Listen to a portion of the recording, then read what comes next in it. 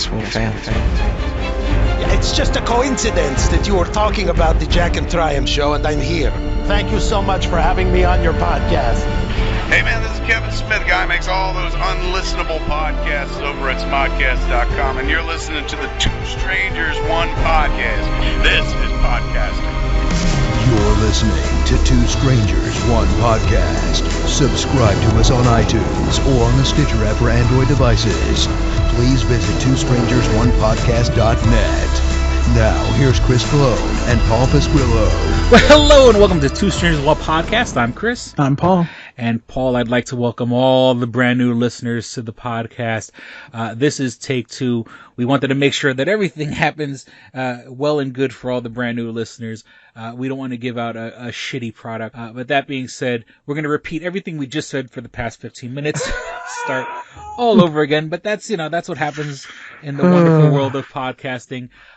If you are a new listener, if you are a person that I handed you a button or a business card at New York Comic Con, feel free to get in contact with us. Tell us how you found out about us.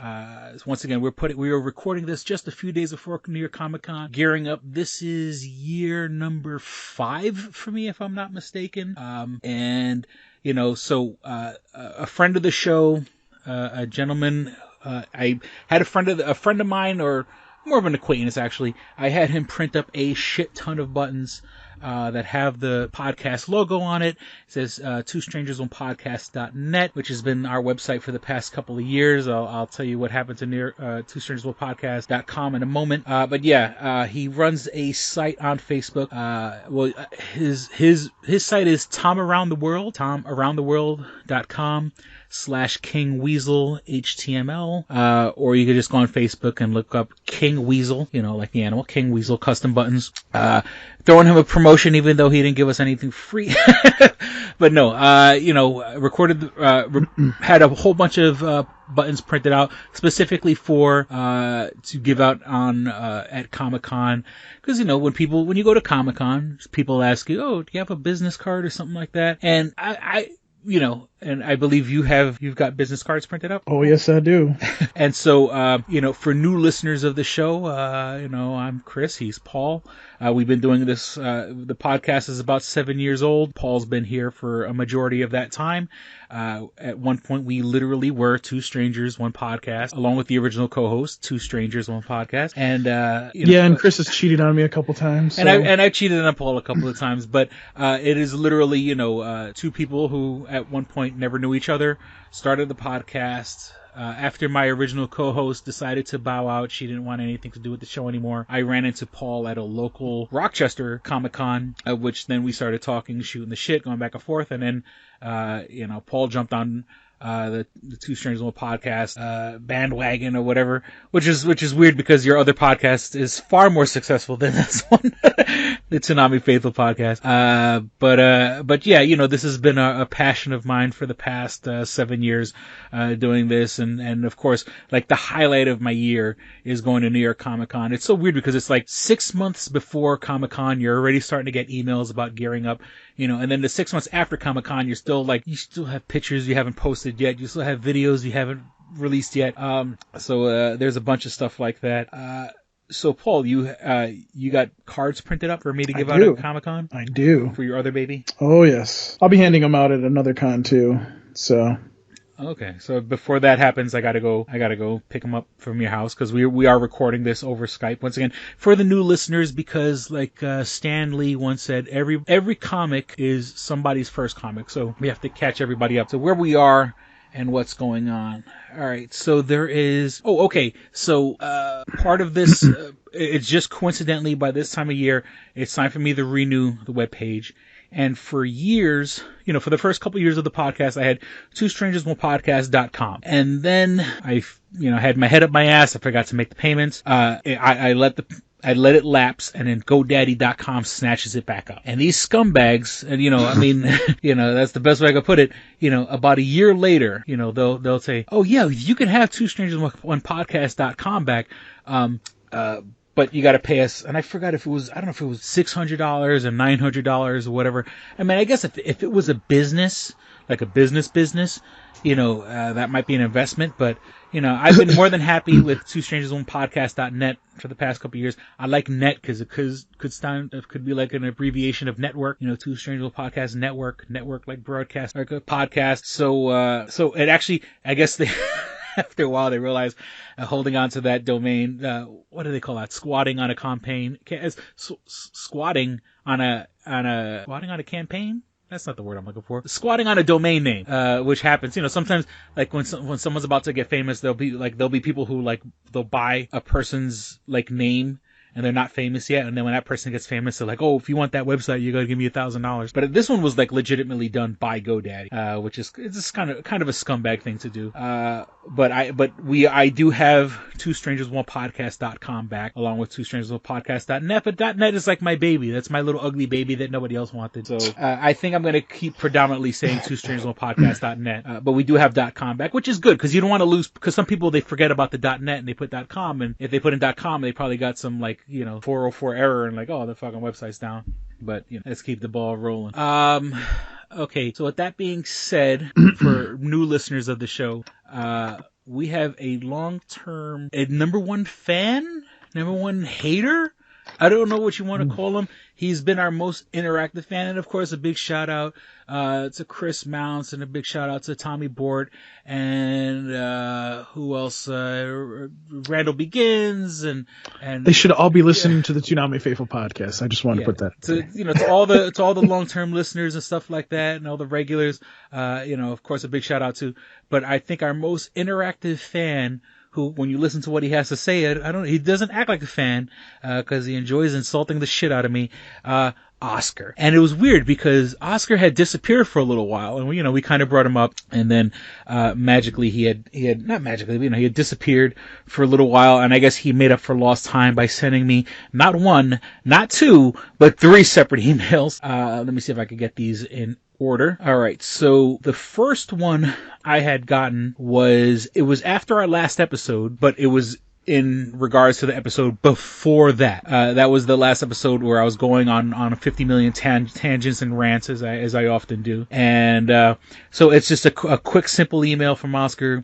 Names for episode 296: Fat Man on Spider-Man, because that's when we were talking about how Spider-Man, the Disney and Sony had at that particular time had decided to part ways because they couldn't come to an agreement on how to handle Spider-Man, the movie, the next Spider-Man, and then his second suggestion was 2 strangers, more than one tangent. Okay. Oh God. And that's, here we go. That's harmless, that's, and don't get me wrong, we like this interaction with our fans and stuff like that. So I guess, start off nice enough. Here's some suggestions, sent from his iPhone. Then we get, episode 296, part 2.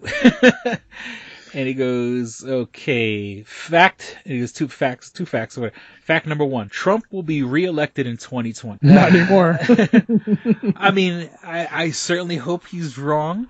But and don't get me wrong, there's a part of me that kind of believes it might happen, only because, there's a lot of people who like him. I don't. And if you're a fan of the show, you'll find that out real quickly that I am certainly not a Trump supporter or a fan. No. And then fact number 2, Paul is not going to Canada, so stop the insanity. So once again, quick little notes, just sort of, I guess he's listening to the show, and is like, he feels he has to share. And once again, feel free to share, guys. I love stuff like this. But once again, second letter. Oscar, by the way, I kind of have an apartment now, so yeah, I can't really go to Canada. For at least a year. Exactly. And once again, we're like 45 minutes from the Canadian border, so, we're damn near Canada anyway. We got Tim Hortons around us. Exactly. Okay, so now the first 2 letters, short, sweet, nothing really too damaging. And then here we go. This one, and it's just, the subject line is just, dude. Oh God, here we go. Okay.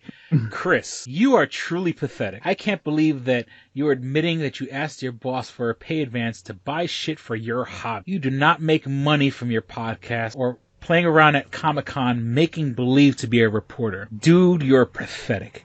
You bought a camera and sound equipment. Now you're talking about buying an outfit so you don't have to wear something that you did before. Do you think anyone notices the clothes that you wear when you are quote-unquote working at your hobby? Believe me, Chris, no one notices anything about you other than your extreme obesity, your horrific beard, and your wandering eye.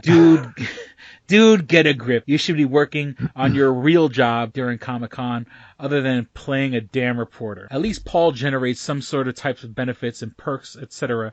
from his hobby. Damn, dude. Sent from my iPod. So, except for my iPhone. So, and it is kind of funny that I was like, oh yeah, but money towards the website, some money towards buttons, First of all, Oscar, do you know that you can comment on SoundCloud? This is a plug, by the way. You can actually comment on SoundCloud, so I would do that if I were you, because that would be even more hilarious if it was on fucking SoundCloud. Second, I'm kind of glad that Chris got a camera, because when he goes to New York Comic Con and does this little hobby that he likes to do, it makes it a lot easier on me to put up an interview. Yeah.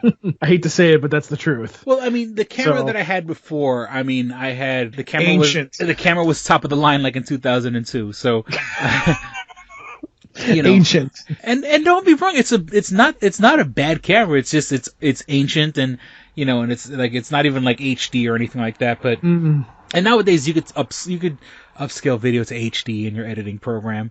And once again, it's not like we're shooting fucking, like action scenes. We're two people standing in front of like a background that says New York Comic Con. But yeah, I got a much nicer camera. And the whole thing is that I do enjoy taking pictures. I do enjoy, I would, I'm obviously a very big fan of Kevin Smith. Use these cameras and make some sort of independent film or just like a short or something like that, something to kind of like get my directing juices out of me or something like that.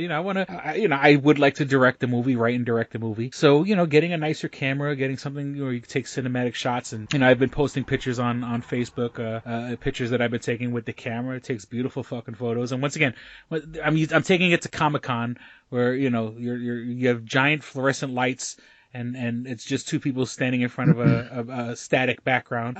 But yeah, it was sort of a gift to myself. I think I deserve to get myself something nice. Getting a nice camera where I get it's sort of it's a hobby.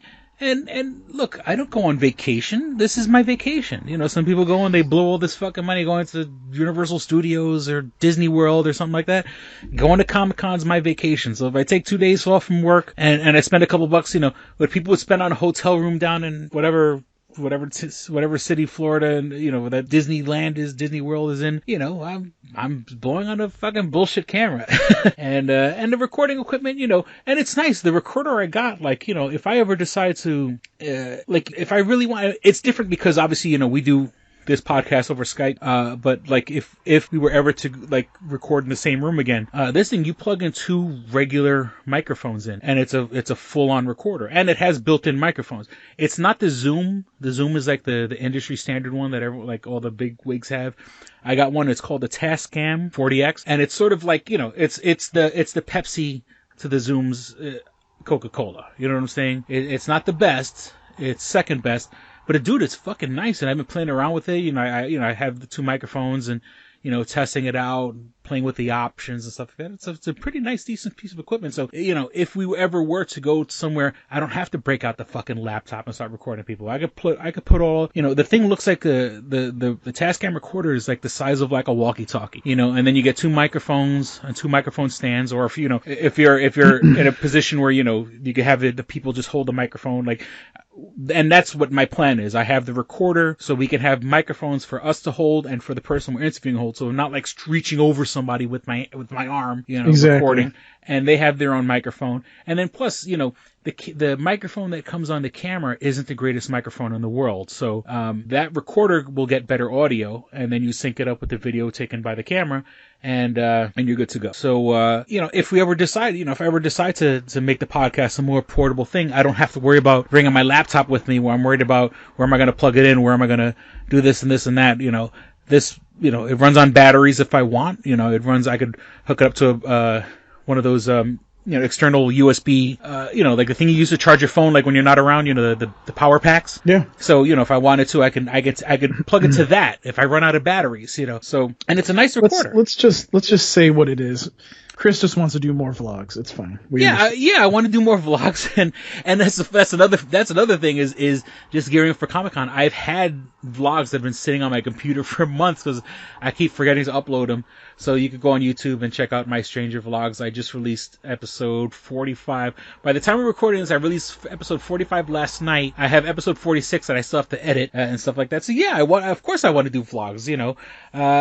Oh, yeah, okay, I'm not the most handsomest guy in the world, but, I That's for sure.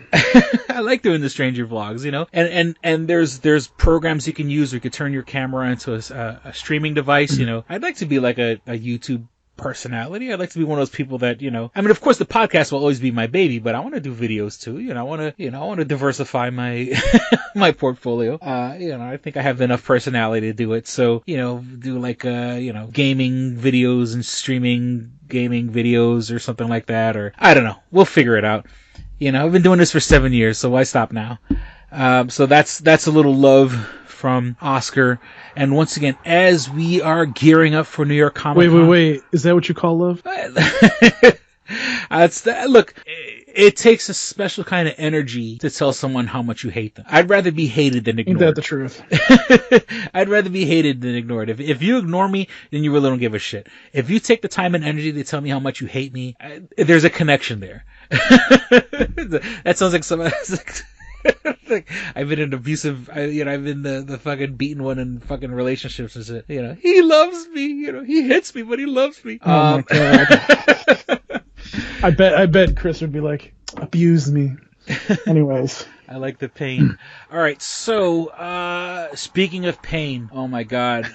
Yeah, speaking of, wait a minute. Before we get into any nerdy things, I think I need to harass Chris because I came up with a brilliant idea. Mm-hmm. I was actually trying to do this with Darrell at one point, but because he's a little pussy, I think that we should do a date Chris Cologne. A date Chris Cologne. Oh yeah, a search for a girl for Chris Cologne. That's what I think we should do. Well, we would definitely have to expand our listener base because as much as I love our audience, it's a sausage. Oh, don't fest. Tell me that there's some girls on here that don't listen to you and go, maybe I want Chris. Well, there's also nobody local.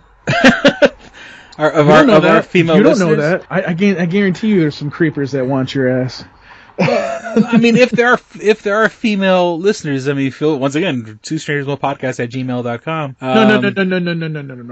We're not doing that. No. Email me, Paul Biscrillo @toonamifaithful.com, and I will find. And you can tell me if you want to date Chris, and just vet these girls. Do a little homework. I don't want to be fucking catfish, brother. I might. I'm just saying, I don't want Oscar trying to fucking, punk me or some shit. Oh, no. It wouldn't be anything like that. No.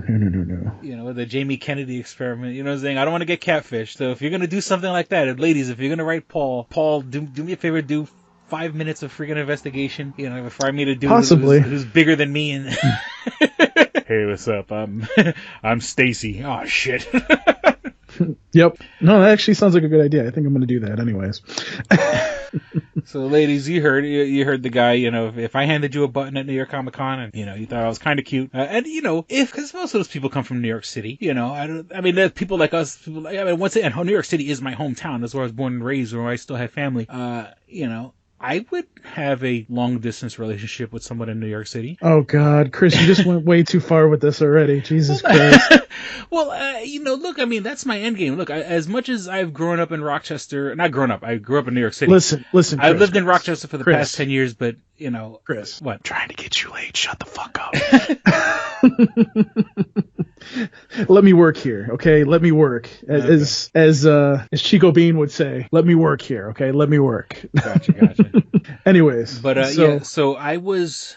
So getting ready to go to New York Comic Con, and of course, speaking of going to New York, there's that 6-hour drive. So I had a car stereo that I bought like 2 Black Fridays ago that's been sitting in my stuff, and I was like, all right, now's going to be the time for me to, I had some time to myself. I said, let me go install it. I go install it, nothing. And actually, I think I blew the fuse on it because like smoke came out of the back, and there was a fuse in it, and the fuse fucking burnt out. And I was like, because the car that I have now isn't an American car, and I've installed the car stereos on cars before, and it's a shitty car.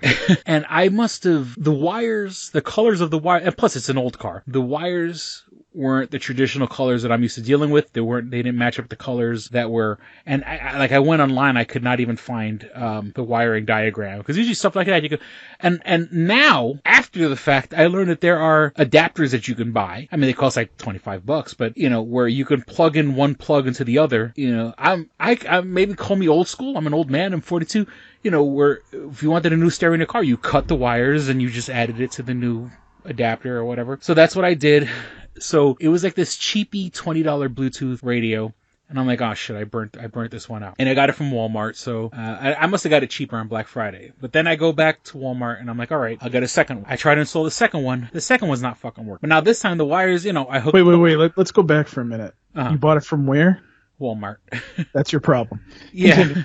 Well, I mean, and once again, it's an old car. It's not the greatest car in the world. I won't be driving it by this time next year. I'm not going to buy a nice car stereo for it. And then I even went to the car, I'm halfway decent with electronics and stuff like that. I brought my multimeter into the car. I found the wire, because there is one wire that is constantly live, because that's the wire that keeps your clock running and keeps your predetermined stations, your preset stations, and then there's the other wire that actually sends electricity to the days. I remember those days. What? When I would go to Best Buy, buy a radio, and have them install it.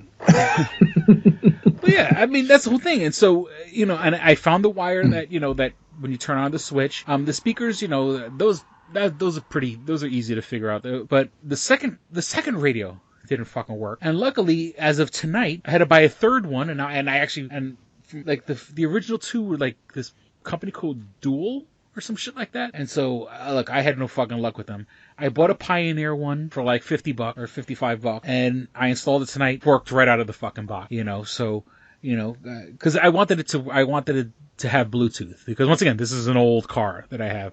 And I was working with the FM transmitter, which the FM transmitters work fine in Rochester because we don't have a million radio stations. When you go down to New York City, there's so many radio stations that the FM transmitters don't work. You can't find an empty band to play your music on. So I saw my Bluetooth. So at least I restored faith in myself. I thought at first I was like, what the fuck? Maybe I don't know what the hell I'm doing. But it wasn't me. It was this shitty fucking radios. So I got a new stereo for the car. So I have, to keep myself awake as I'm making that long trip to New York City. And, you never want to make that trip from New York City with him. Oh my God. What? I'm trying to sleep in the car, and all I'm hearing is and I'm like, what the fuck? Yeah, well, I need my music, because if I don't have the heavy metal blasting, I'm gonna, I want to make it in 6 hours. I don't want to. If I don't have to stop and sleep, I'm amped up on caffeine and heavy metal. I need to get to the city. I apologize to my passengers, but I need.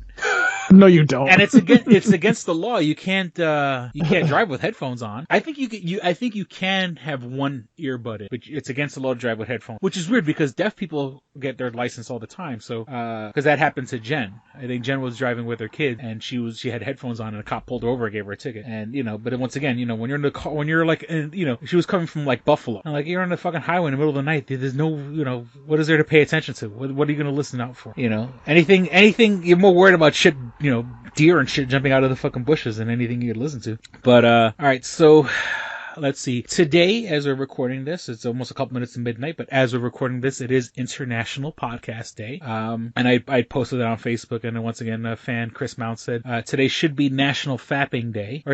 Which, I'm trying to think, what would be National Fapping Day? I think it would be the day after Valentine's Day? or actually Valentine's Day. Or, in honor of me, you could make it June the 14th on my birthday. If you wanted to have an actual National Fapping Day. I don't know. Is there a National Fapping Day? I don't know about you sometimes. Jesus Christ. let me Google that.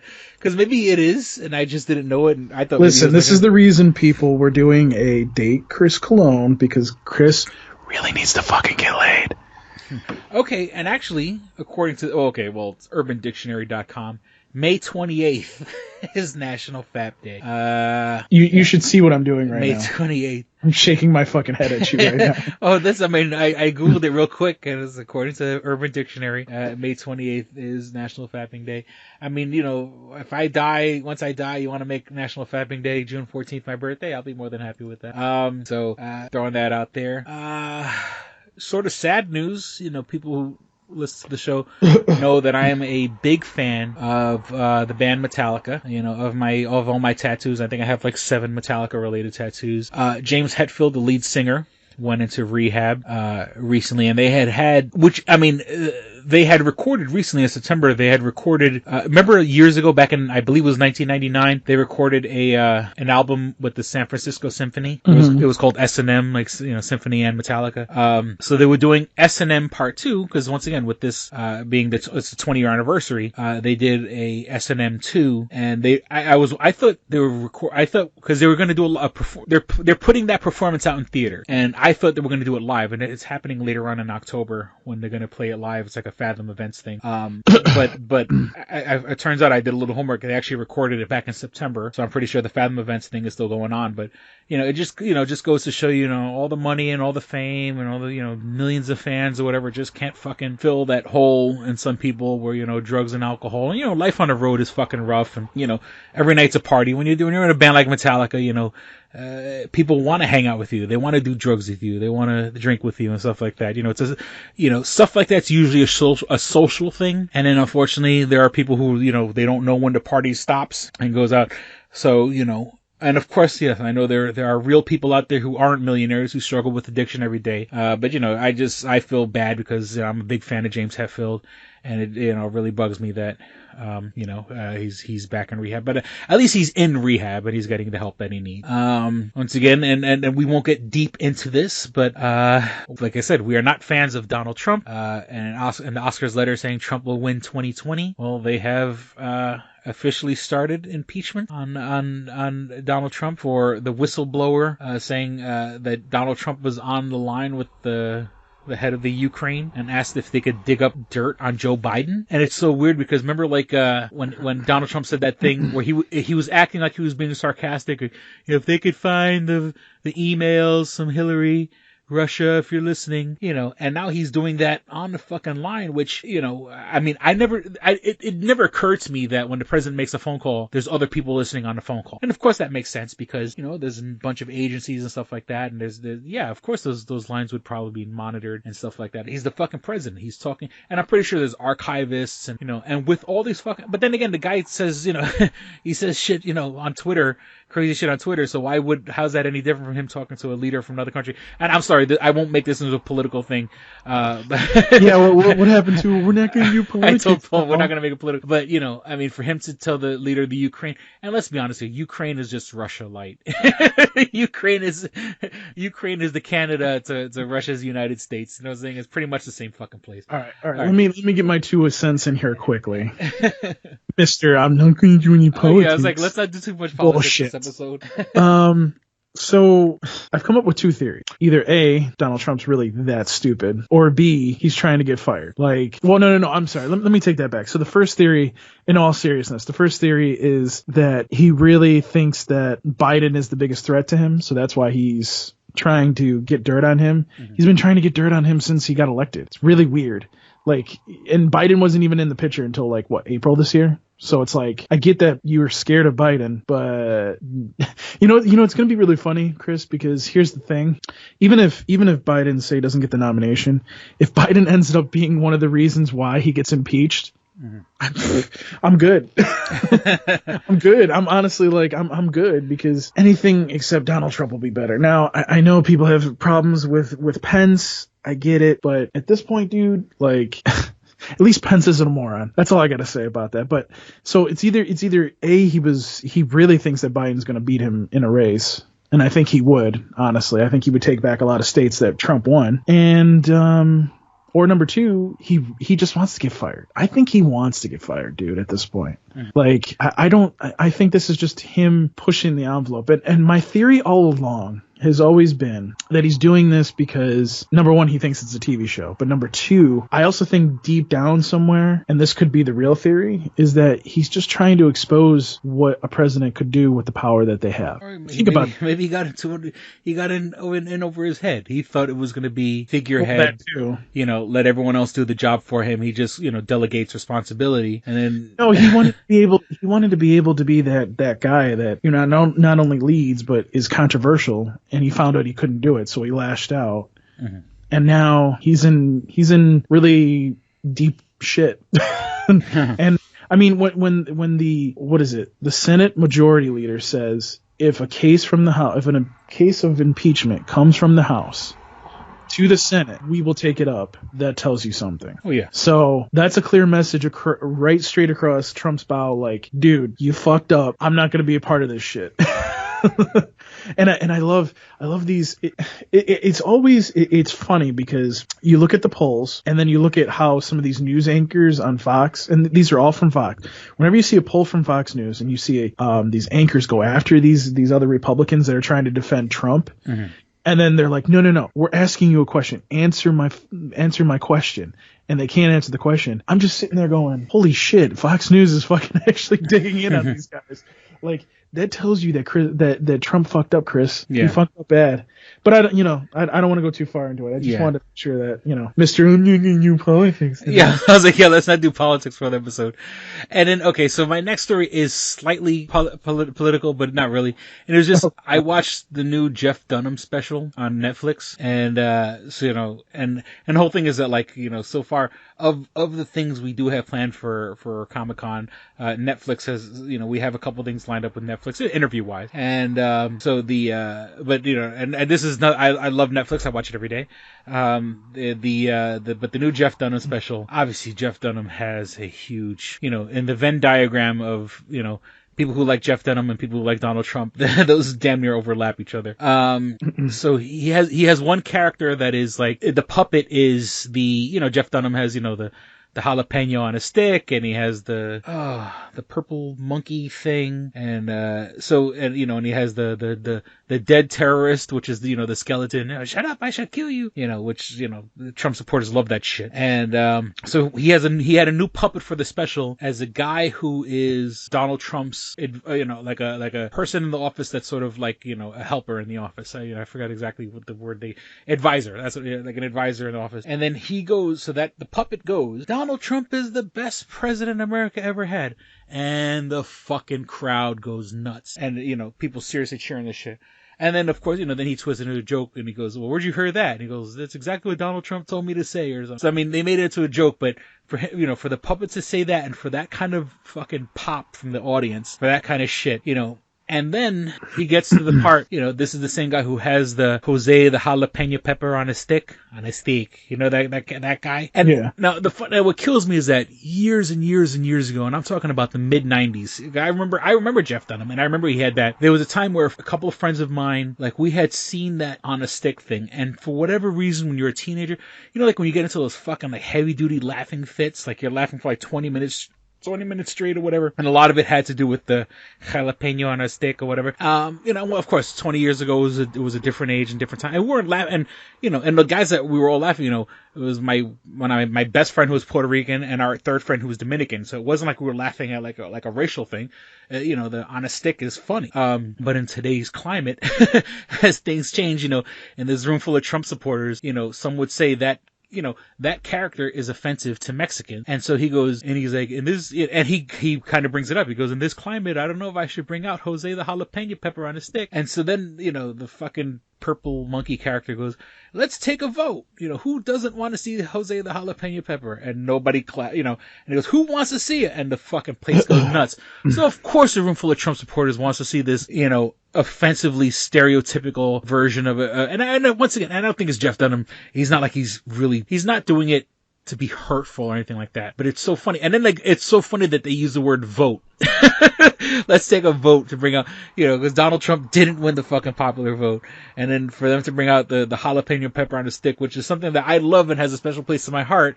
Once again, climates have changed, and bringing out that character in front of a bunch of Trump supporters is it's very fucking skewed. And he brought out the jalapeno pepper. He didn't do any political comedy with that character. He didn't, he just did a couple jokes because he's a puppet guy and he does puppet jokes, and then he put it away real quick. So at least he was smart enough to go, okay, let me give the crowd what they want. He had the jalapeno pepper out for like 5 minutes and then put it away. But it just, to hear the pop from the crowd when he goes, Donald Trump's the best president in the world, or, it just shows you that, he might win in 2020 because there are people who want him to fucking win, and it's sad. But let's not go deep into politics. The Area 51 raid. For the person that didn't want to go deep into politics. We'll give the show about 5 minutes for politics. The Area 51 raid, they can't stop us all raid happened, and nothing happened. It was just a couple thousand people. Yeah, just a couple people showing up, the one kid who did the Naruto run behind the reporter, that was good for a laugh. I guess, thank God nobody got hurt, nobody got shot, nobody got killed, cause part of me was like, holy shit, if, these people take us seriously and you're talking about an attack on a government building, somebody's gonna fucking die. So at least people had common sense enough where, they didn't do anything stupid enough to get themselves killed. Well, that's because, if you saw like a lot of the like the police and the army that were there, they were coming out and actually having like conversations with the people that were there. So it was like they were all kind of just like, listen, let's not fuck this up.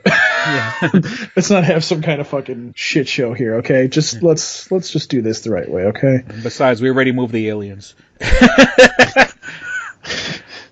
Don't say that. You'll get people. The aliens have been moved. To our other place under that airport in Colorado. But that's a whole other conspiracy theory. And it's not, and trust me, I don't believe it's conspiracy theories, but I watched this, I got sucked into this whole special about the comments of Chris Cologne do not necessarily. And it was hosted by Jesse the Body Ventura, who's like a super fucking nut.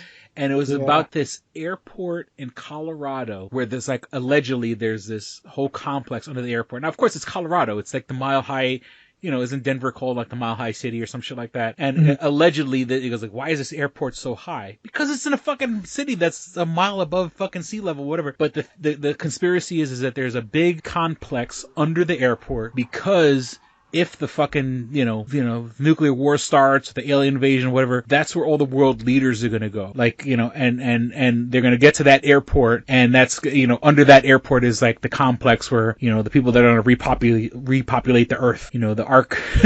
What movie was that where they had it called the Ark or whatever, where, all the people who go to a place like, was it like Day After Tomorrow or some shit like that? Like, yeah. It was, all the people that when the world is coming to an end in our last hours, the powerful people who have already purchased their tickets will be going to that particular airport to go under the airport, to live out, the next couple decades. And then, 40, 30 years down the line when all the nuclear fallout has cleared, the gates will open and they'll repopulate what's left over. So, and it's one of those deals. I mean, if I don't believe it, but for some reason I ended up watching like the whole fucking hour. Documentary is not the right word, but one of those conspiracy theory shows. And I think with that we'll be back with more Dick and Fart. We hope. This episode of Two Strangers, One Podcast is brought to you by Comics Etc. 1115 East Main and North Goodman at the Hungerford Building, door number 8. Find out more information at comicsetc.biz or like them on Facebook at facebook.com/comicsetc1. Did you ever see a film at such a young age it left you traumatized with cinematic wounds? Necrophilia. It's a dead issue, man. Don't push it. Cinema Psyops is a weekly podcast documenting an ongoing experiment on the mind of an unwilling test subject. No one should have to watch this movie. Oh, no one should have to watch this? No one should have to watch this movie. Surprisingly, it's not a topic that a lot of people really want to tackle. I'm shocked, prudes. I know, really. Right? It's the next sexual frontier that no one wants to explore. I am, in the most sincerest of senses, disappointed in you. It takes a powerful goddess like Connie jam her arm down the monster's throat and kill it. Oh, I'm still tripping out over that. Even as a kid, I was like, I gotta find a girl like that. Every week, I get a new look of disappointment that I never thought I could get out of her. Unimaginable. At 12 years old, you should not be watching this movie. Obviously. At 13, you should not be. 14, you shouldn't be. I'm not entirely sure even 17-year-olds should be watching this. Just because you're offended by something doesn't mean that you have the right to demand that it doesn't exist. Watching this film again, I had all of this like little nerd glee with everything that kept little popping history up. doll popping up absolutely. at you. So I totally loved this film. Hey, I know why you couldn't see that. It's because your brain's warped from watching this shit at 12 years old. Yeah, this is a rough movie. I told you ahead of time when we were getting ready to do it that it was. How could you watch this shit at 12? Because physical wounds heal, cinematic ones don't. Listen to Cinema Psyops. And we're back. All right, Paul, since the last episode, now we have tons and tons and tons of nerdy news, incredible news, wonderful fucking news. Spider-Man's back? Spider-Man's back, which is so weird because, like, we were literally talking about this 2 episodes ago, so about a month ago, he was gone. Luckily, like, it's not like, luckily this reconciliation didn't happen. Sony didn't go out and make, like, a really bad Spider-Man movie that no one gave a shit about. Luckily they didn't do something stupid like reboot the franchise. So he's back, but it feels like he never left. You know what I'm saying? And, I'm glad, don't get me wrong, I'm fucking glad he's back. But it's sort of like, it's like, you ever have, like, one of those deals, like, like if you live with somebody, whatever, like, you're sleeping and they leave and they come back and they got back and you're still sleeping. And then you wake up and like, oh, I'm back. And like, I never knew you fucking left. so it feels like that with Spider-Man. Like, I'm glad he's here. I'm glad he's home. Our highest rated episode of this podcast ever was the Spidey Come Home episode. And I don't know if this is you've told us every single time. I'm just saying that Spider-Man has a special place in my heart. He's always had a special place in my heart. It was my first comic book. And, I'm glad he's back with Sony. I'm glad he's, Sony's working with Disney. That's a very smart move on their behalf. It's going to continue on with the connected universes, the shared universes, whatever. And Sony would only be shooting themselves in the foot, to do otherwise. So they haven't, the rumor is that Sony said instead of making it 50-50, it was going to be 30-70, with Disney getting to 30 and Sony getting to 70. I mean, that wasn't confirmed. That was the last rumor I heard. I once again just totally throwing it up in the air. There's a lot of rumors going around. I've heard that there's definitely a third one. Oh, that was like confirmed in like Variety magazine. But as per what the percentages are, because remember originally it was is there supposed to be one more or two more though? Because I've heard that there's supposed to be two more. I know there's definitely one more. And quite frankly, as much as I love all these movies, I only want one more. And of course, Sony also really wants to push its other. They're making the Morbius with Jared Leto. They've expressed plenty of times that, they have Morbius coming up, they have Venom 2 coming up, and those are like all pretty much confirmed. But, then the rumor was they want to do a Sinister Six movie, and things of that nature. Of course they want to keep, I mean, they did Into the Spider-Verse by themselves and without any kind of Disney involvement. But, why poison the water? Why poison the well? If, with Disney, if they decide to do another. Oh, that's what it is. That's what it is. He's there's one more movie with Spider-Man, but then he's also supposed to. I guess he's also involved in one more crossover movie with them as well. Is what I've heard. Oh yeah, absolutely. Yeah. I mean, my point being is, I want one more Spider-Man movie. Of course, I want 10 more Spider-Man movies, but I mean, this has to be a trilogy. The rule of threes. This has to be a fucking trilogy. So far, everybody, well, I mean, other than, Black Panther and Doctor Strange and Ant-Man, all the other and what am I saying? There's a bunch of people who haven't gotten trilogies. But I'm just saying, the original Avengers, everyone got their trilogy, and look, even Thor's getting a fourth one. But I want at least one more. We need some sort of closure. You can't leave the movie on that kind of cliffhanger and not give us what we want. Well, there is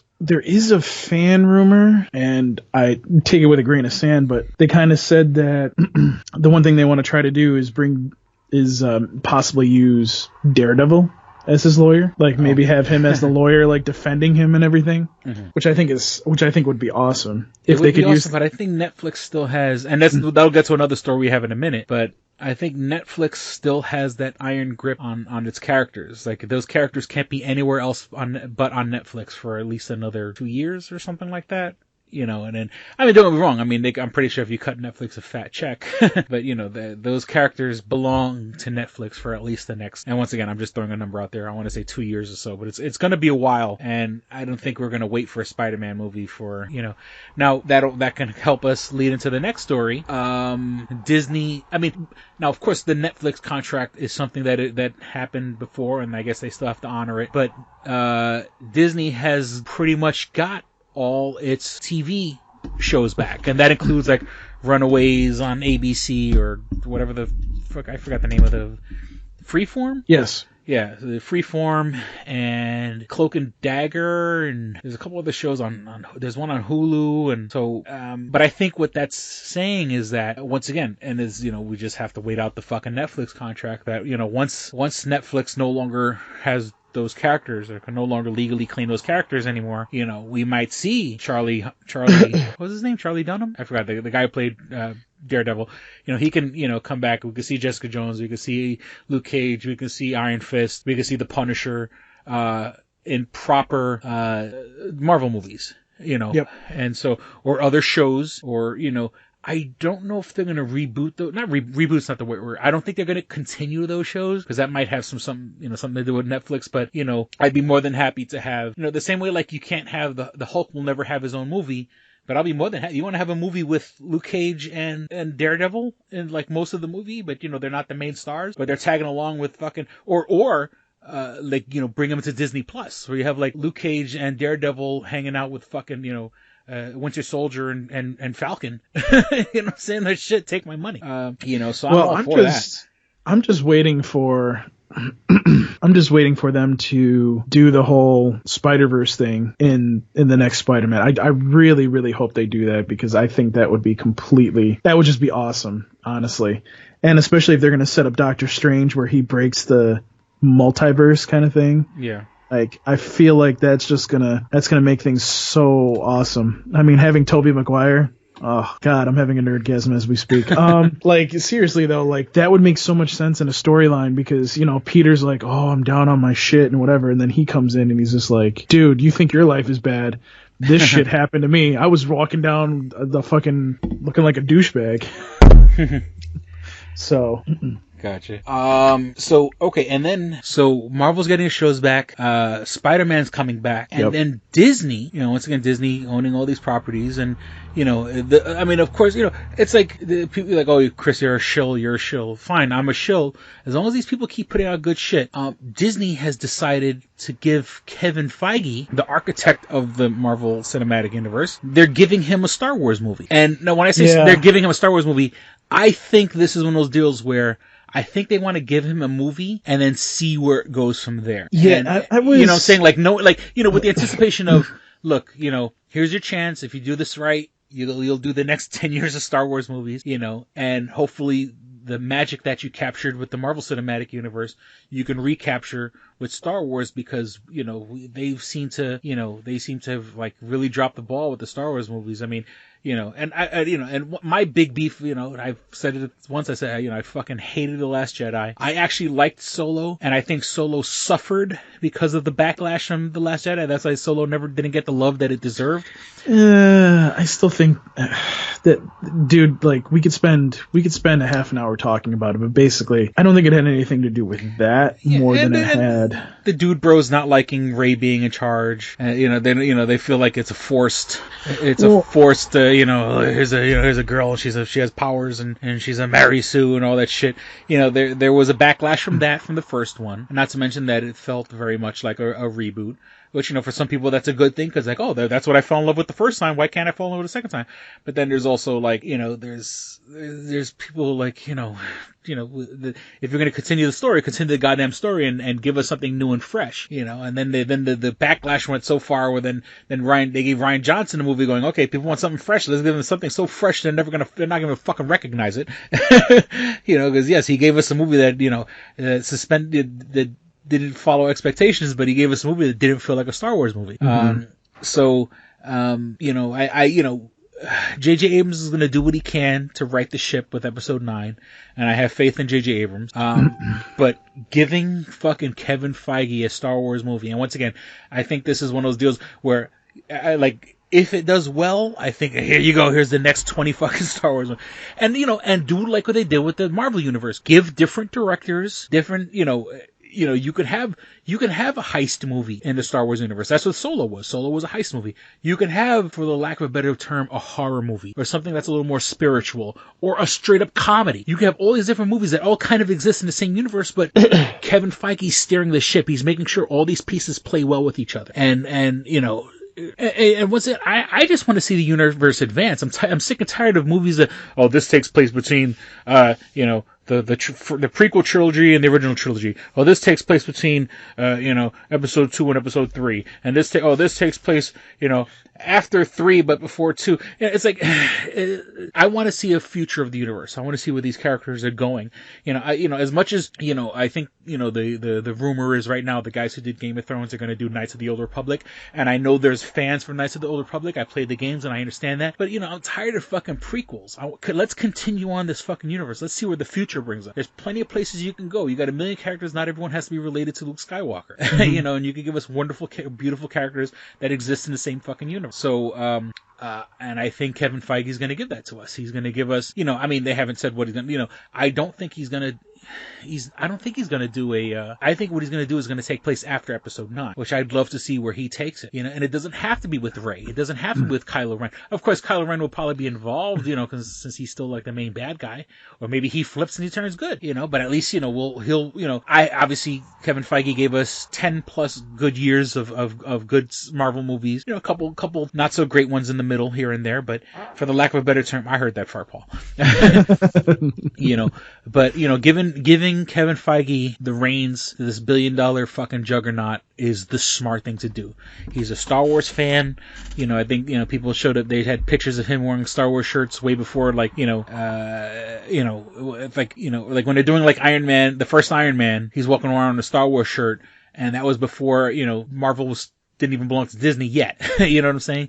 Or I think even before Disney even bought Star Wars. The guy is a tried and true fan, the same way he was a tried and true fan of the Marvel Cinematic Universe. He kind of had his idea in his head. Once again, this guy was helped production for the first X-Men movie. So giving him Star Wars is an incredibly great idea. I'm super excited about that. I kind of wish they gave it to him a little earlier.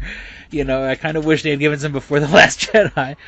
And then, he could have done, part 8 and then, whoever did part 9, where we wouldn't have the backlash of, cause it's the backlash cause remember at the time there was going to be an Obi-Wan Kenobi movie, there was going to be a Yoda movie, and there was so much backlash cause people got so angry at Last Jedi that, that it kind of derailed the whole franchise. And, at that particular point, Bryan Johnson was going to have his own trilogy, and people hated The Last Jedi so much that even Disney is like, Ryan Johnson, fuck you. Okay. Now, they're saying, and I heard this on another podcast, that, a lot of it has to do with, the whole reason Disney bought Star Wars and Marvel was because they had the girl market cornered with toys. Girls like princesses. I mean, I'm not trying to be sexist. It's just the truth. Girls like princesses. Girls buy princesses. They bought Marvel so they could appeal to the boys. And when you take a movie like Star Wars, when you take a movie like fucking The Last Jedi, nobody's buying a fucking General Hodo. Fucking, you know what I'm saying? That movie was so bland, so nothing that, what new characters, that doesn't help sell toys, and if people, everything's to sell toys. Yeah, if it is to sell toys, but you gotta, these movies have endured decades because the strength of the story of the original trilogy, and even George Lucas had trouble recapturing the magic that he fucking helped create. So, giving it to Kevin Feige, a true fan, that would have been like, okay, give J.J. Abrams episode 7, let Kevin Filoni do episode 8, the guy behind all the Clone Wars, the guy, and that's why a lot of fans like the Clone Wars, he was driving the boat, and all those shows and Clone Wars and Rebels and all that were all, Dave Filoni, I'm sorry. Dave Filoni was the guy who was doing all that, and that's why those were so good, because they had one person kind of guiding the ship, and that's what Kevin Feige's gonna. Now, don't be wrong, it's a bit of a slap in the face of Dave Filoni, because I would be just as excited if they said we're giving this to Dave Filoni, you know. And of course, yeah, don't get me wrong, I like J.J. Abrams, and, you know, but J.J. Abrams, he's doing his own thing. You know, J.J. Abrams wants, you know, he wants to do, you know, he doesn't want to play with anybody else's toys. He wants to make his own toys and play with that. So, had you said Dave Filoni, you're giving him he's gonna steer the ship, I'd have been great. Same thing with Kevin Feige. Alright, moving on. The upcoming Batman movie, and I think this has been all but confirmed. The Robert Pattinson, Matt Reeves Batman movie is going to be based on the comic book The Long Halloween. So that's been, you know, if you may want to read up on that before the movie comes out, so you can catch up on The Long Halloween. Once again, tons of rumors going out where people are being recruited for the movie. The big one in the past couple of weeks has been Jonah Hill, and you know, it's still up in the air on who Jonah Hill's going to play. So far, we've heard the Penguin, and I've seen a couple websites even say the Riddler. I would much rather him play the Penguin, even though he's kind of skinny now. He was fat. He was fat, obviously, in the early part of his career. Then he lost weight. Then he got fat again. And then he got skinny. I kind of hope they make him fat if he's going to play the Penguin, you know, or he gains weight. I had posted this thing in my on my Facebook page where there's a movie he did called War Dogs, and it was Jonah Hill and the guy from that new Fantastic Four movie, the one that Josh Trank directed that no one liked.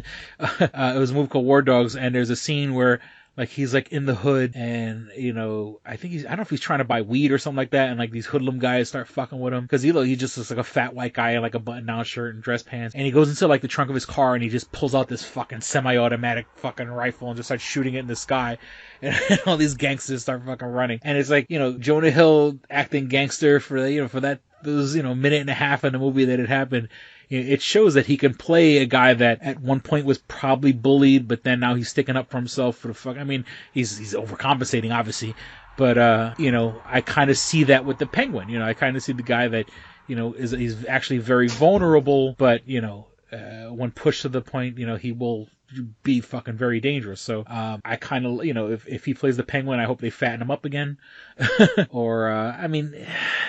If he plays the Riddler, I'm not a big fan of that decision. You know, not if there's going to be a Penguin in the movie and he's not playing it, you know, and like who the fuck else are you going to get to play the Penguin? True.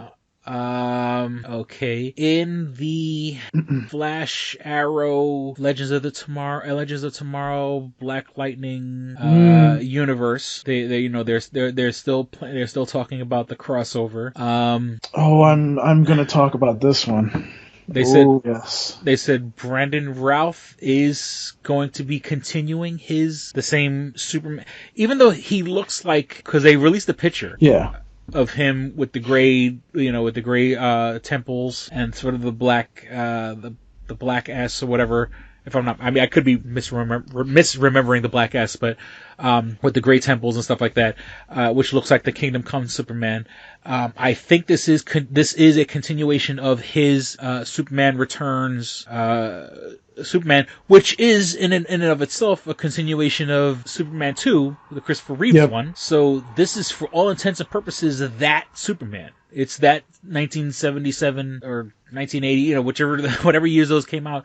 It's that Superman, part 1 and 2. People, a lot, they've disavowed 3, and then, you know, then Superman Returns. So that's an interesting take, that it's that Superman. It's Christopher Reeves / Brandon Routh, and a little more underwhelming news with that crossover. They've announced that, if you remember, do you remember the Birds of Prey TV show? Wait a minute, whoa, that's not underwhelming. No, dude, no, that's not underwhelming. Nobody fucking remembers that show. I watched it, but I'm a nerd. Like, honestly, like, I'm excited for that, because here's my take on it.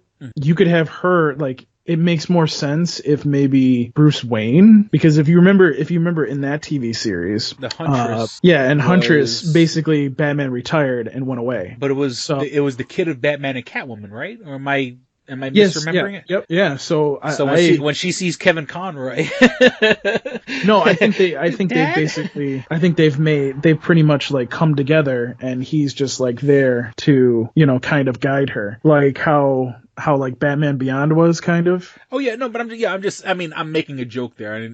Like she's not going to know him, or maybe not know him. Oh, but, no. You know, and in that show, I don't think we've ever on Birds of Prey, which I did watch. I don't super remember everything. I mean, I remember it was the Oracle, Huntress. Was Black Canary on the show? I think Black Canary was Batgirl. Well, I mean, yeah, Oracle's Batgirl.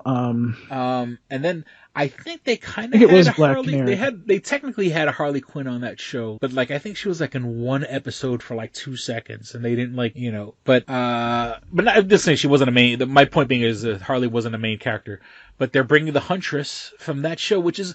And don't be wrong, like I saw that show and I kind of liked that show. It's obviously not that much if I don't remember that much about it, but that was like what 2002 or something like that. That was a long fucking time ago.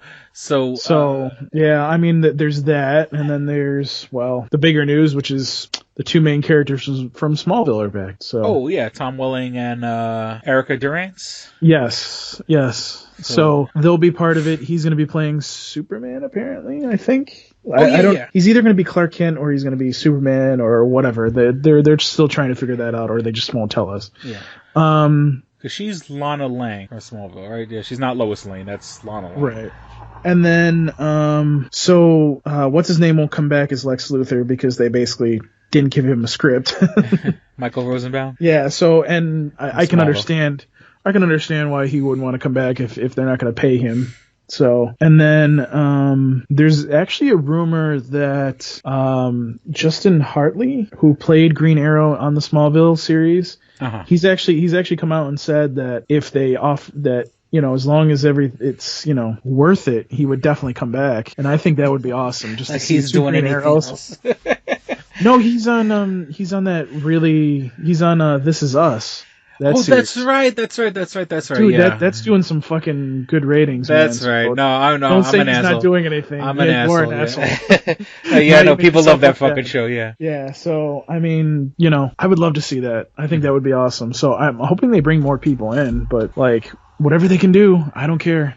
Just do it. Yeah, and I hope they bring them in. I hope it's not like a fucking last 5 minutes of the episode. Everyone comes out of portals. Well, who they can't bring in. She's in jail, so they can't bring her in.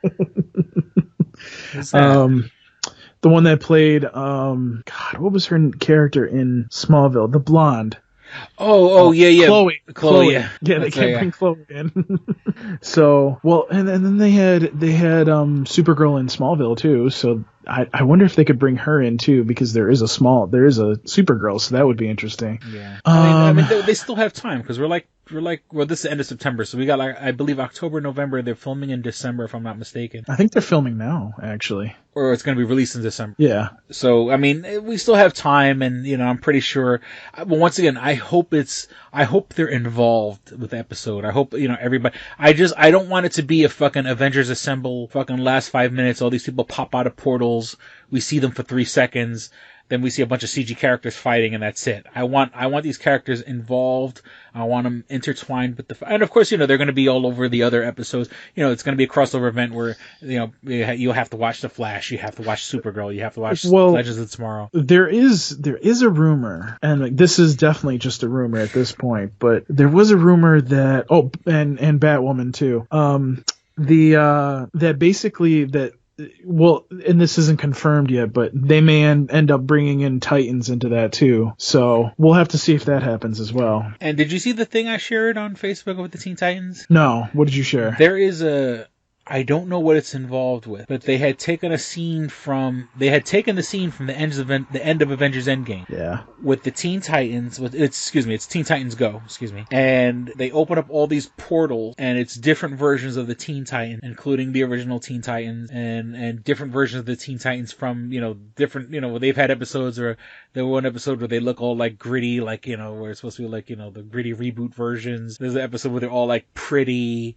There's an episode where it's like Teen Titans, but they're all animals and stuff like that. So I don't know what that's from. I don't think it's part of the movie because or it might have been just made as a goof, or like it was a preview of something that's going to be part of something later on. But it's taking on that scene from Avengers Endgame where all the characters come through portals, and it's a billion different versions of the Teen Titans fighting Trigon. So and there's like, you'll see 10 different versions of Cyborg all fighting next to each other, and 10 versions of Beast Boy all standing next to each other, fighting Trigon, and all 10 versions of Raven, and 10 versions of Starfire. And so, that was cute. I don't know what it is, but I came across, someone had shared that clip, so hopefully I'll figure it out. I'll let you know what it is, but I thought that was kind of funny that they brought back, so you see the Teen Titans that everyone liked versus the Teen Titans Go that everyone kind of like shit on for a while, fighting side by side. So that was pretty cool. But yeah, it's going to be a big event, and I mean, I don't want to say it's underwhelming, but not many people remember the Birds of Prey show. But it's smart that they do it, because literally the next, between now and Suicide Squad 2, they're going to do a Birds of Prey movie. The Harley Quinn character that, pretty much everyone remembers. But Chris, there was already a TV series. Come on now. Yeah, but I'm saying is that nobody fucking remembers the Birds of Prey. Like, only guys like us really know and remember Birds of Prey. Well, yeah, she was hot. That's why.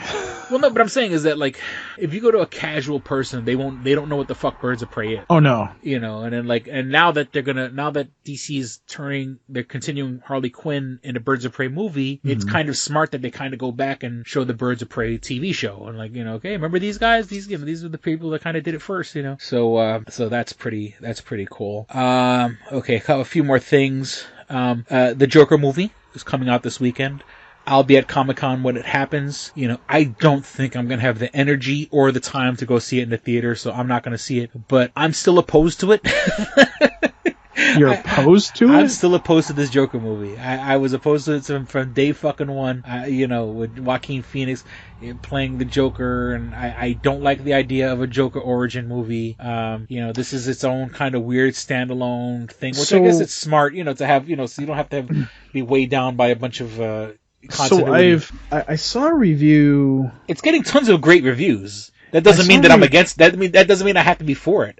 Right, but let me keep going. So I saw a review, and they were saying in the review that, like, Thomas Wayne is running for mayor in this, and somehow this all, like, intersects. So I was sitting there thinking to myself, I'm like, holy shit, what if they're using Joker to restart the whole DC thing? Like, think about it. Like, if this does really well, what if they started with this and then used the Matt Reeves Batman, and then they brought those two together, and then they just restarted this whole thing? Think about it. But I mean, apparently J.J. Abrams is going to have his hands in all this too at some point. So, well, no, he signed a deal with Warner Brothers. I don't think they've officially said anything with him doing anything with the Justice League. Not yet. To the best of my knowledge, unless something new has happened. Yes, he's signing a deal with Warner Brothers. Yeah. I believe that's been confirmed. Well, he's what signing he's doing with Warner Brothers. Warner Media. Yeah, he's signing with Warner Media is what it is. Yeah, but what he's doing with them, I don't think has been defined at all. Of course, people would love for him to come in their pants for him, fix the Justice League, but we have the Birds of Prey movie coming out. We have the Suicide Squad movie coming out. Both of those movies are still kind of connected to these other movies. Those movies are technically connected to, Batman v Superman and Justice League Dawn of Justice. Batman v Superman Dawn of Justice and Justice League and Man of Steel. And as much as people hate those fucking movies, they're still continuing. You still have Suicide Squad. You still have Aquaman 2 whenever they decide to put it out. Wonder Woman 2. These are all still connected to that universe. And if you're gonna tell me that fucking Joaquin Phoenix transforms into fucking Jared Leto, then that's really gonna make me want to fucking punch somebody in the face, because and don't be wrong, I understand what they're doing with this movie, but it's very much Taxi Driver meets King of Comedy. Wait a minute, you don't know that yet because you haven't seen the movie yet. I haven't seen it yet, but come on. Yeah, but give it. See, that's the whole thing is I'm gonna see it. I plan on going to the theater to see it. I still don't want it to exist. Joaquin Phoenix is such a, he's one of those guys, like, remember when he went to that period where he was going to be a rapper and he grew the beard out and he had sunglasses and he was acting like an asshole on David Letterman. Joaquin Phoenix is a guy who's full of his own shit, and there was a documentary I saw with him, and they were following him during that year when he was pretending to be crazy and all this shit. Like, Joaquin Phoenix just leaves a bad fucking taste in my mouth. And, once again, I'm totally against the idea of a Joker origin movie.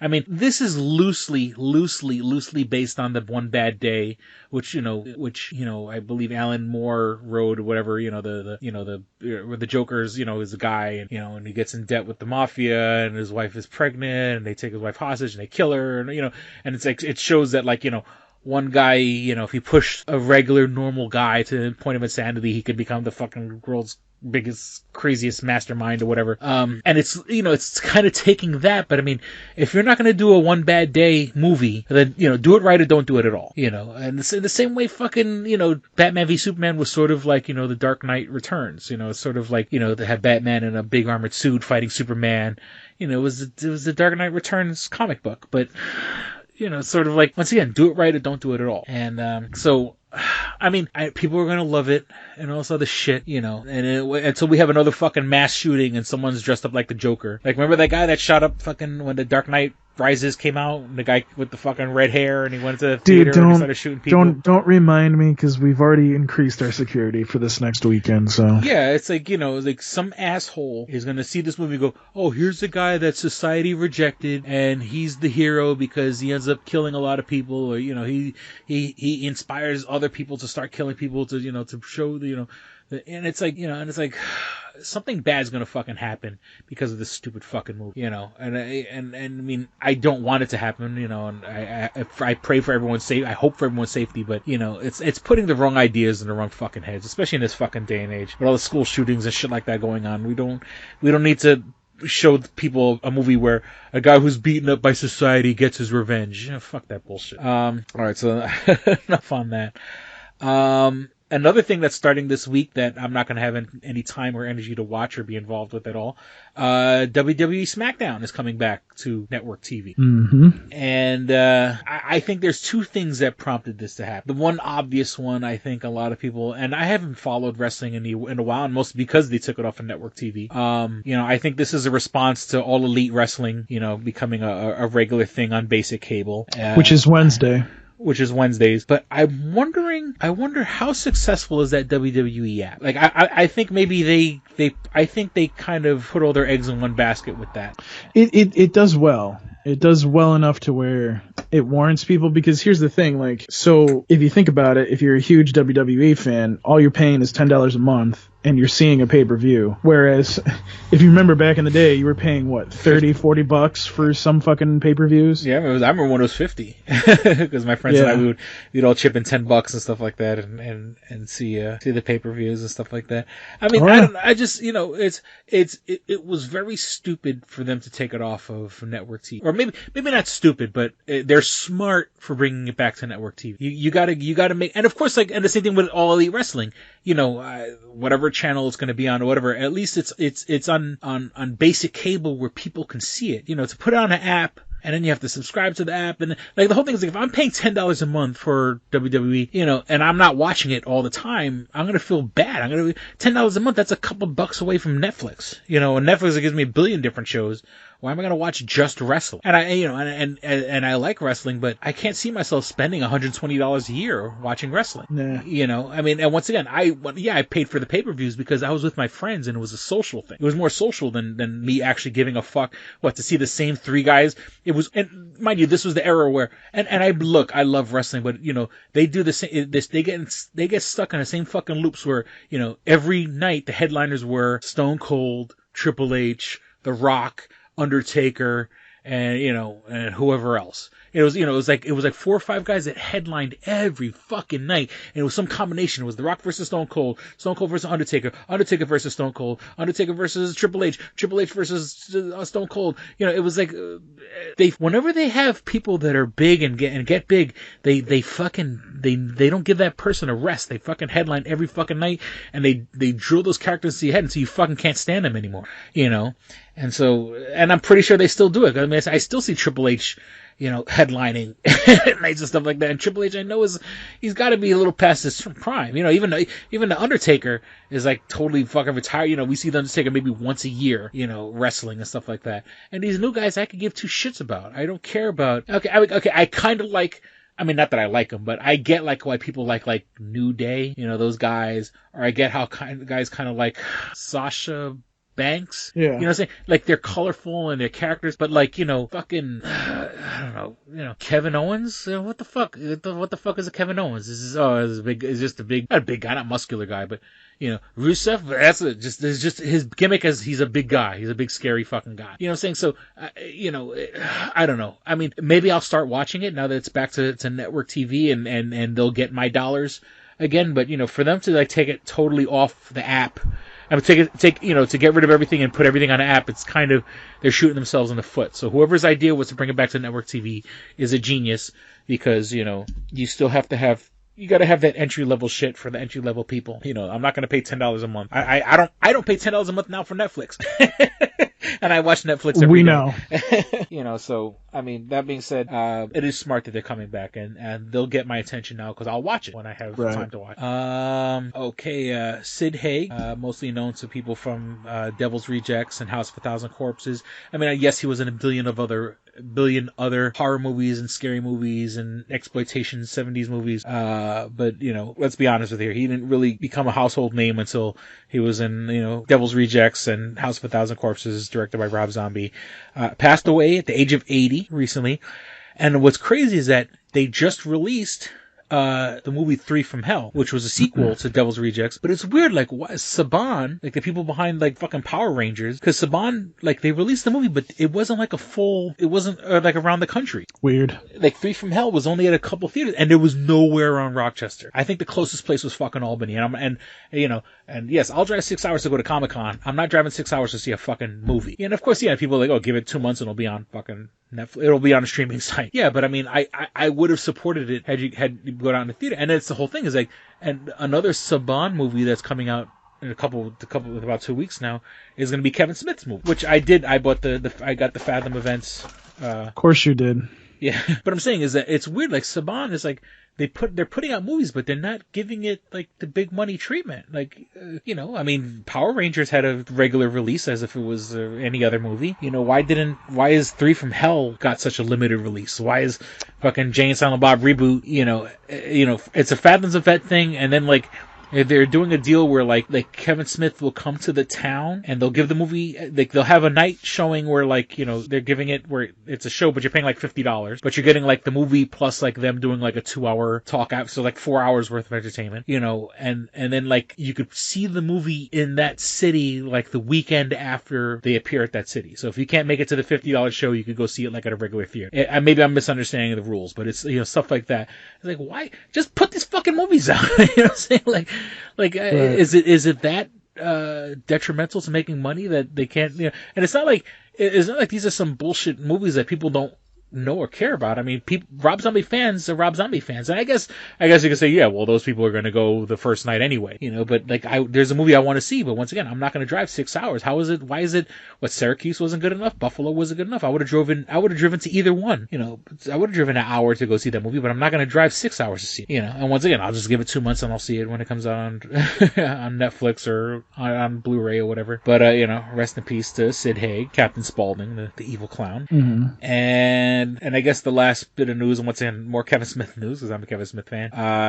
This past weekend, they had a thing where they were selling weed at a dispensary, and both the characters, the guy who plays Jay, Jason Mewes, and Kevin Smith, like as Jay and Silent Bob or whatever, were at a weed dispensary selling their weed. Now, this seems, and look, you can't knock a guy for trying to make some money, but they're selling like this, quote unquote, like premium marijuana. And, the joke is, Jay and Silent Bob, their characters in the movie were weed dealers. So they're selling these weeds. Get this shit. It's a $30 joint. So, it's a pre-rolled joint. It has, Kevin Smith smokes this shit called, Caviar Gold and shit like that. And, So they were selling them for, it's $30 a joint, comes pre-rolled, comes in this little plastic tube. And then, like, if you bought 3 of them, then you could take a picture with Kevin Smith and Jason Mewes.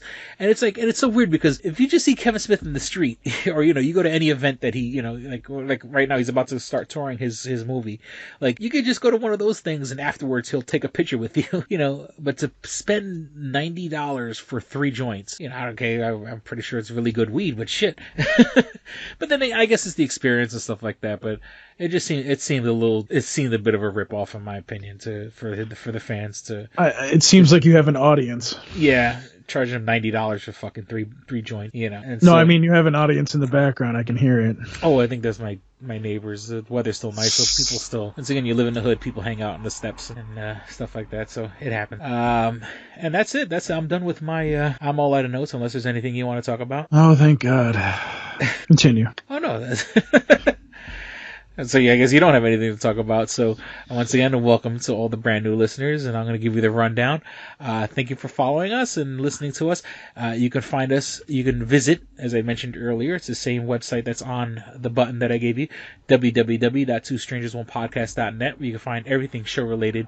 You can find links to our iTunes page if you have an iPhone, an iPad, or iPod. You can go on iTunes. Subscribe to us there. If you don't have an iPhone, iPad, or iPod, you could find us on the Stitcher app. That's STITCHER, the Stitcher app for Android devices. And Stitcher is pretty much where I listen to all my podcasts. I put on Listen Later and available offline, so I can download them to my phone when I'm out and about, taking care of my business, driving around with my new car stereo. I can listen to podcasts when I'm driving 6 hours to New York City, and any podcast worth listening to. All of Kevin Smith's podcasts. I like another podcast I like is called The Weekly Planet, or I don't know, does Mark Maron still do a podcast? Adam Carolla, Nerdist. I know that they still do Nerdist because I see it on my feed. I just never unsubscribed. So all the podcasts worth listening to, and of course Paul's other baby, the Tsunami Faithful podcast. Took you long enough. Are available on the Stitcher app, and once again, Stitcher is available for iTunes also. But I'm assuming if you have iTunes, it's on Stitcher is available for iPhones and iPads also. But I think if you already have one of those, you're just going to use iTunes.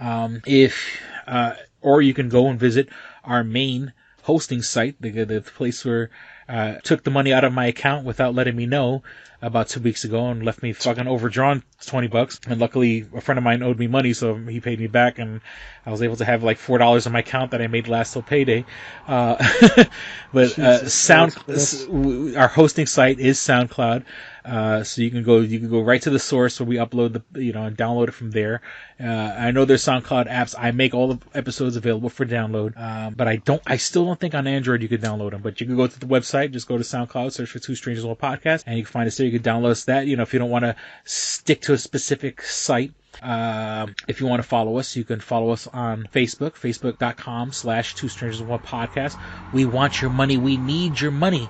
But until then, it just takes 2 seconds to like and subscribe. It takes 2 seconds to share us. It costs nothing, and helps get the name and word out, so I don't have to keep buying buttons to let people know about the podcast. If you want to write to us like Oscar has, and the gauntlet has been thrown. Give us your opinion of Oscar. Give us your opinion of the podcast. Is Oscar correct? Am I a fool for wasting all this money on recording equipment and cameras and all this other stuff just to go to Comic-Con to pretend that I'm a reporter? Write to us at twostrangersonepodcast@gmail.com. That's all spelled out, twostrangersonepodcast@gmail.com. You can find us for the episodes that aren't available on SoundCloud, you can find us on YouTube. All 7 years, except for the most recent, 2 years or so, and those are on SoundCloud. All the years previous, all those episodes are available. I just uploaded this is episode 298. I've recently uploaded episode 236 to YouTube. So, if you want to listen to anything from episode 1 to about 236 by the time you're listening to this, we're recording it. They're all available on YouTube. That's about 5 years worth of podcasts right there. And you can find my Stranger Vlogs, like I mentioned earlier. I just uploaded episode Stranger Vlog 45. I'm working on 46. I'll be working on it as soon as I'm done with this podcast. You can find my audiobook, Odd I See, A Tale from the Road. That's also on our YouTube page. You can find 2 of my albums that I put together under my musician name, XLNYC. You can find those on our YouTube page also, and on twostrangerspodcast.net. And you could also buy my book, other than my second book, which I put out as an audiobook for free. You could actually put money out and purchase my first book, Double Jackpot, available at lulu.com. But you could just find the link on twostrangerspodcast.net or twostrangerspodcast.com. And that's it. I acquiesce the floor to you, sir. All right. You can find me on Twitter at Paul Pascrillo. You can email me, like I said earlier in the podcast, paulpascrillo@toonamifaithful.com. And since Chris thinks that 1,000 users are going to be following this podcast after New York Comic Con, I might as well say that if you want to follow what Chris is using to get to New York Comic Con, it's toonamifaithful.com, and you can find that at Toonami News on Twitter and facebook.com/ToonamiFaithfulOfficial. And that's all of our articles and everything, and the podcast is mixed in there as well. It's the Toonami Faithful podcast, so please do follow that. Oh, and one other thing, I announced this on the other podcast, and I will announce this here too as well. We have a new podcast coming out called the Demon Slayer podcast. It's basically about the anime series Demon Slayer and the English dub that's coming out on Toonami in a couple weeks. So look for that to come out, and please do listen to that one as well. I won't be on it that much, but please do listen to those guys, because let's support everything. So there you go. And it's going to just be called the Demon Slayer podcast? Mm-hmm. Oh, okay. Thankfully that name hasn't been taken. Well, I mean, it's like there's no heavy metal band. No, there isn't. There isn't really. It's really weird, but whatever. Yeah. So. All right. Well, we certainly hope you guys, and for all the new listeners and for all the long-time listeners, thank you for coming back. For all the new-time listeners, welcome. Keep coming back. We certainly hope you guys enjoyed listening, had as much fun as we did recording. Thank you for listening to Two Strangers on a Podcast. I'm Chris. I'm Paul. Don't be a stranger. Peace. We're out. Bye. You should be fapping. That's something I say every episode. You should be fapping. I don't condone it. All right, here we go, man. Go ahead. You want to read Double Jackpot. What is it? It is a self-published book by Christopher Cologne. Chris Cologne? Smells good to me. But look at her. That broke that fucking cold little exterior. He's like, hee. But it is spelled Colon. Him punny. But Double Jackpot is a book about a comic book artist, Eric, who is in a loveless relationship with a materialistic I feel you, Eric. Lynette. Oh, fucking. Are you sure I didn't write this? Sounds hauntingly familiar. He starts cheating on his girlfriend with a more creatively supportive woman, Nadia. Well, I gotta meet her. Where's the Nadia? There's your summer girlfriend. Summer Nadia is Nadia. Nadia? Yeah, I think Nadia is spelled with an A. All right. Both Lynette and Nadia play the double jackpot, the largest payout in lotto history, much like the recent Powerball. Both girls play his birth date as the winning numbers. Eric is now stuck between two of the country's richest women. Who will he choose? It's not that simple. This is a clever fucking idea, man. Is. Look at her, fucking. She's impressed. I am. She got some summer reading. Christopher Cologne smells real lovely with an original idea. This is. I've never heard this before. I haven't either. This is a self-published book, much in the indie spirit as Kev's Clerks. Oh, you don't even need to name check me. This is just a good idea. You could stand on your own, man. You don't even have to be like, hey, remember Clerks? This is nothing like that. This is way more original than Clerks. This is a good idea, man. Why didn't I think of this? I need something to read. This book is part of the Comic Books, Heavy Metal, Video Games Trilogy Book 2.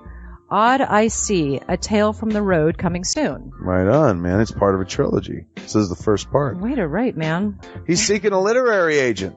Motherfuckers, anybody out there? There ain't no literary agents listening to this show, I assure you, sure. Sure. I assure you, sure.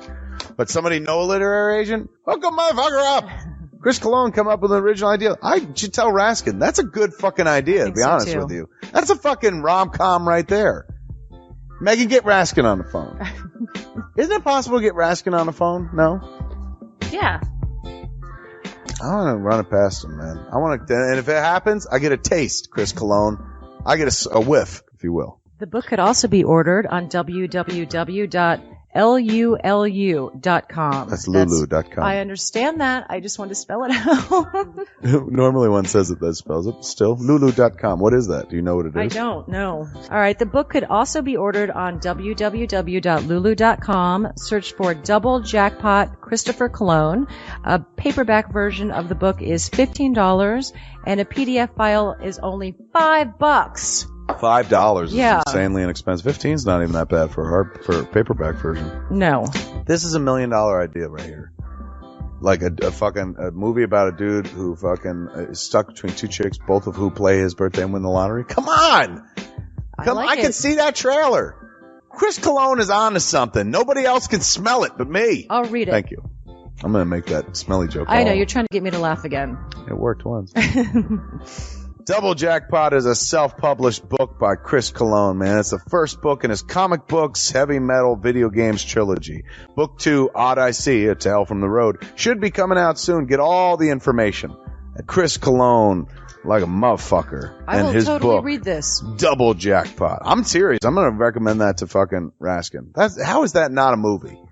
You know what I'm saying? This could be a sexy movie. You could do an R-rated version. There could be nudie in it, and you could show them fucking both chicks. Maybe a little penetration. Maybe a butthole shot. No butthole, no care. I would like to formally apologize to Christopher Cologne right now. No, sex sells. Chris Cologne will appreciate that. He's like, thanks for throwing a few buttholes in there, man. Don't forget to check out twostrangersonepodcast.net, your one-stop resource for everything show-related. You can find links to subscribe to us on iTunes or on Stitcher. You could also find links to buy my book, Double Jackpot, on twostrangersonepodcast.net. Fuck you, fuck you, fuck you. You're cool. And fuck you, I'm out.